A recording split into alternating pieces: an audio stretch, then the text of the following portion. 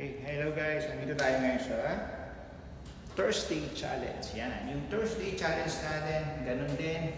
Kailangan natin malampasan to. Ito yung pinatang nating plank. Okay, so plank, then yung 30 minutes walk. Okay, para yung sa core. Yan, sa core. Okay, tapos kailangan lang, again, huwag niyong kalimutan yung rotations, joint rotations. Napaka-importante po nito. Okay, let's reverse. Tapos dito. Reverse. Yun lang. After ito, tapos ganyan. Okay. Tapos reverse din. Tapos, push mo siya nito. After nito, tapos circular siya. And that's reverse. Okay. And then dito. Okay. Reverse. Yun lang. So pag natapos niyan, then walk na. Walk. 30 minutes po. 30 minutes walk challenge. Mas maganda nga yan. Medyo depende kung paano nyo. Pwede nyo may improve eh. Basta walk 30 minutes continuously. Okay? Yan. Pwede nyo taasan. Stationary walk. Ako naman kasi ginagawa ko talaga naglalakad. Yan. Lakad talaga yung goal ko eh. Okay? So yan. After nito, yung ating challenge para sa is yung plank. Okay, so start tayo mga 30 seconds or 20 seconds. Meron kayo dapat tayo. So dapat ganun siya. So 30 seconds muna na ganun. Ito yung plank. Kailangan straight yung katawan. Tapos yung core.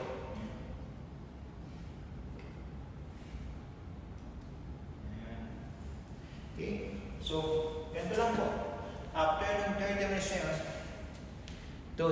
doon na kayo mag-stretching. Stretching na.